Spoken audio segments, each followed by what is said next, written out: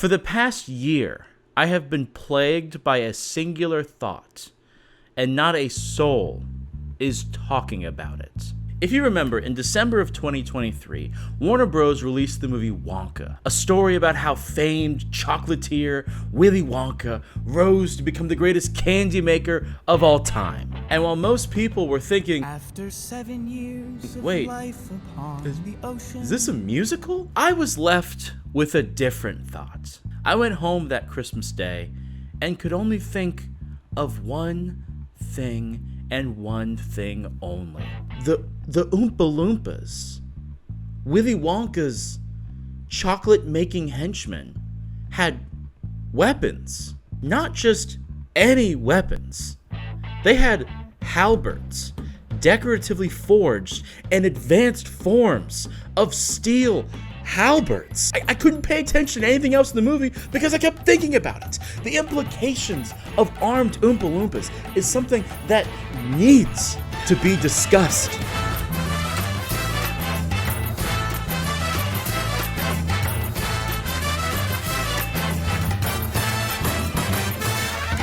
The Oompa Loompas and Wonka are allies of the Vatican Swiss Guard, and I will spend the remainder of this video supporting that claim. Let's begin by diving into one of the more truly traumatizing parts of Wonka, and that's their weapon. Now, what is a halberd?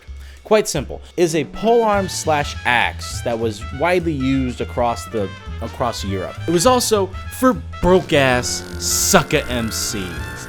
That's right. You see, halberds were considered a peasant's weapon, barbaric in nature. But as you can see, the halberd greatly evolved over several centuries, going from a crude amalgamation of scrap to, most notably in the 1500s, the more ornate design that you're seeing here. Quite similar to the ones you might see on Loompa Land, wouldn't you say? As I mentioned, the halberd harnesses your thrusting, piercing potential of a polearm, plus the gutting, slashing capabilities of an axe. The Oompa Loompas, however, do not have a point at the end of their weapon and are instead blunt at the tip. Blah, blah, blah. This guy talks forever. In the time it's taken to make this video, there's been 2 popes. Nathan, my God. Anyway, the weapons that they're using was not the only thing that I was using as the center of this thesis. You see, if you're watching coverage of the Papal Conclave, then you too might have noticed that the uniforms the Oompa Loompas were wearing, the exact same stripes, colors, were a 1-to-1 comparison to the Swiss Guard. Which brings me to my next topic. Let's take a trip to 13th century Switzerland, 1291 to be exact. Several groups or cantons, Uri, Schwyz, and Utenwalden, decided to come together to form a confederacy. Scary word, but just bear with me, it's not what you think. This alliance was dubbed the Old Swiss Confederacy, and it operated as trade routes within the mountains. And amidst their economic growth, they discovered something about themselves. They found out that they were absolutely cracked at fighting and warfare. I am so serious when I say that they were practically cranking 90s on some of the biggest military powerhouses of their time. The weapons that they are most famous for using is the halberd. Other countries began hiring them as mercenaries because they were like, I don't want to fuck with these guys. Like, I think there's a story where one country hired them and then they weren't paid enough or something like that, and they turned on them and beat their ass. Other countries continued to contract them. Some even hired them as military defense. One of those was most notably in 1506, when a group of Swiss mercenaries decided to pledge their loyalty to Pope Julius II, also known as the Warrior Pope, Second the Terrible, and the Fearsome Pope. Yet you don't really get names like that by saying a few Our Fathers and kissing babies. I'm just going to go out on a limb and say probably not a great guy. But because of him, we now have the Swiss Guard as it is today. All right, history lesson out of the way, we can finally start theorizing how the Oompa Loompas are intrinsically tied to the Swiss Guard. And the fact that we just had a papal conclave and not one person watched Wonka and was like, that's a little weird that the Oompa Loompas have ceremonial garbs. No, I feel like I'm going insane. I've been trying for like weeks to figure out how to get you all to care about this topic as much as I do, because this has sort of been an obsession of mine for the past like year. I feel like I feel like everyone I have ever talked to knows that I'm making this video because I bring it up quite a bit. So if they have these weapons, does that mean they're able to maintain these weapons and they're able to produce more of these weapons? That there are steel refineries still on Loompa Land? Does this mean that they have some sort of military training? Has an Oompa Loompa ever killed somebody before? I feel like these are questions that need to be asked that the movie kind of presents to us in a really subtle way. In Wonka, the uniforms they have are not just the same as the Swiss Guard uniform. No.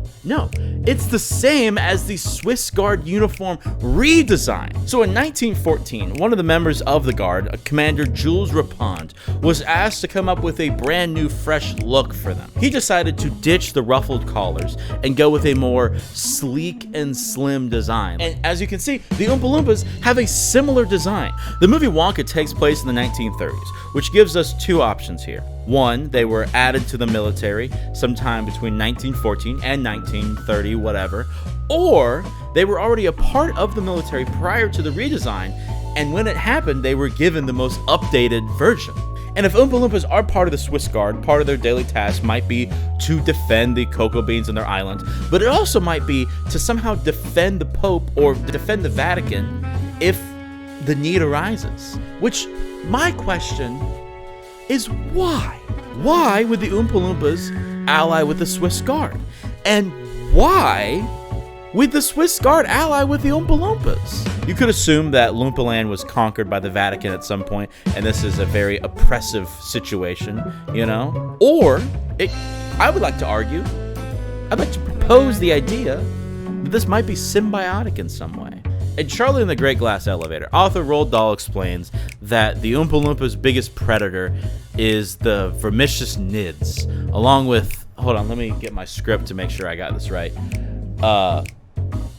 Wang Doodles, Snozberries, Bingus Tigers, but that's not the point.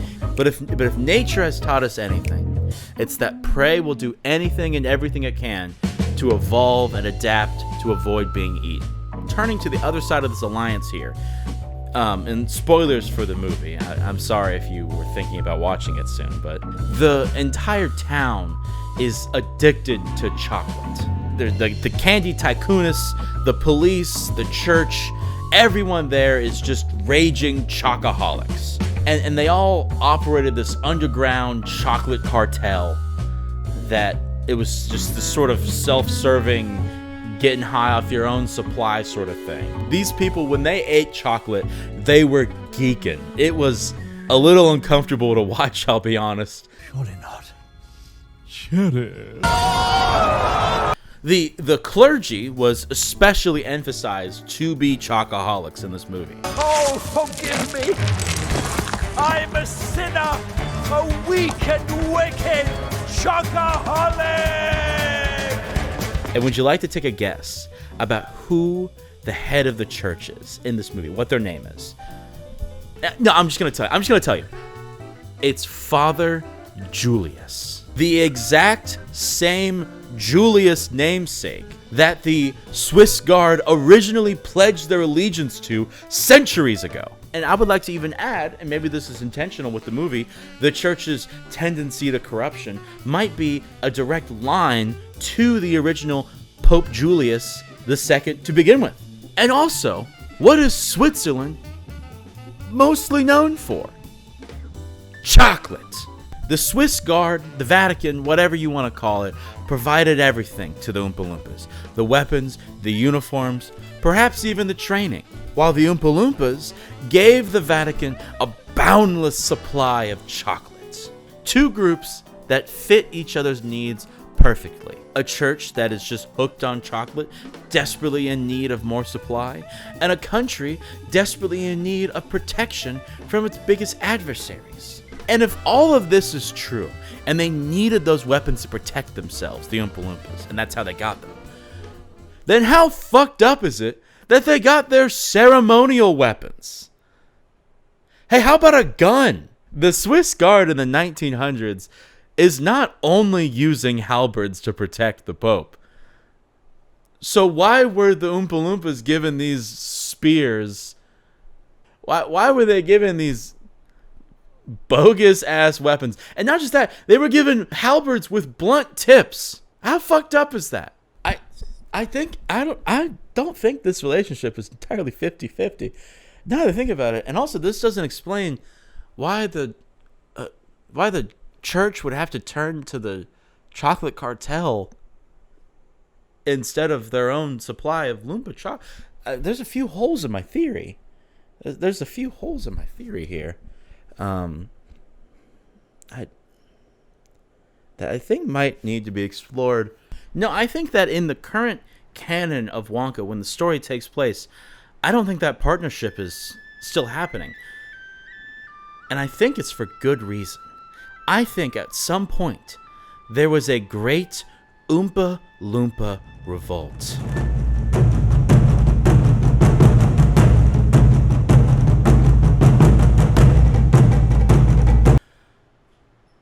I couldn't find my green wig. Also, this face paint is like, I feel like I just got fresh Botox. This is just $2 Crayola washable paint. I wouldn't recommend doing this. So I don't have an exact date of when this like Oompa Loompa insurgence happened, but it must have happened sometime between 1914, when the Swiss Guard got their updated uniform, and in the 1930s, when the movie takes place. Still, I believe this relationship started as a partnership, and then at some point went sour. One of the most likely ideas could be that the lust and greed of the church was way too much for the Oompa Loompas to sustain. Because let's not forget, the cocoa beans on Loompa Land is the lifeblood of their island, of their culture. Losing that would be devastating to Loompa Land. So my first theory is this deal must have risen to a boiling point. You know, the church's demands grew way too high. They were asking for way too much, and the Oompa Loompas just wanted to be properly compensated. Could be more protection, you know, maybe weapons that don't have blunt tips. Could be better training, better artillery, different weapons, better weapons even. Historically, if a ruling faction like a church or a dominant nation wants something that the other isn't willing to give up, they usually take it by force. So why would the church no longer be in business with the Oompa Loompas? Why are they deciding to side with the chocolate cartel, whose product very clearly does not elicit the same reaction that the Wonka chocolate does, that's based off of the Loompa Land cocoa bean? I'll tell you why. I will tell you why. The church feared the Oompa Loompas. We saw what just one of them was capable of doing in that movie. They're almost equivalent to Spartan soldiers. So you see, when Hugh Grant's character was exiled from Loompa Land and was tasked to bring back 1,000 times the amount of Loompa chocolate that was stolen by Timothée Chalamet's character, you see this wide shot of the Oompa Loompa military, and there's roughly 40 of them. There's also a side shot that shows where that trail of Oompa Loompa ends.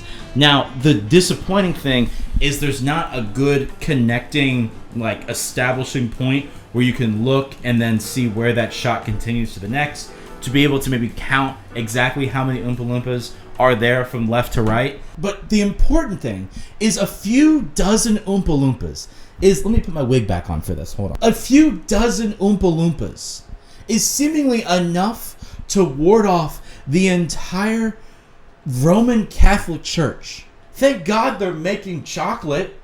Holy shit, can you imagine if they chose world domination? So the church obviously knew this and dulled their weapons. You don't give purposefully dulled weapons to an ally you're not at least intimidated by a bit. And if they're based off of the Swiss Guard and also based off of Switzerland in that same respect, then they must be tactical geniuses. Let me give you a real-life example of what the Swiss Guard did against a battle, I think against Austria. The Swiss came down charging the hillside, throwing stones and causing mayhem with their halberds and axes. With no room to maneuver, the Austrians were cut down in hundreds, while those that attempted to escape were forced into marshland where they were slaughtered.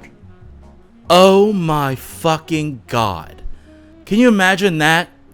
But like 2.5 feet shorter? The Vatican most likely approached from the sea and on ships, which not a great start already. I mean, obviously the way that the Vatican can fight back is to maybe burn the forest, but if they did that, they would lose the cocoa beans. So logically, I don't think this battle ever happened.